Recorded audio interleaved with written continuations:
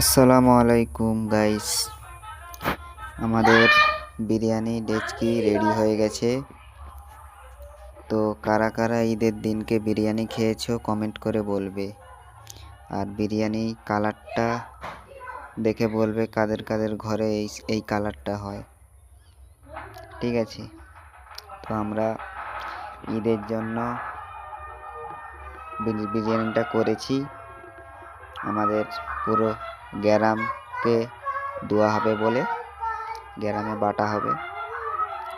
তো কারা কারা ঈদের বিরিয়ানি খেয়েছো একটু কমেন্ট করবে। আর ভিডিওটা ভালো লাগলে একটু লাইক সাবস্ক্রাইব করে দেবে বিরিয়ানিটা। আর বিরিয়ানি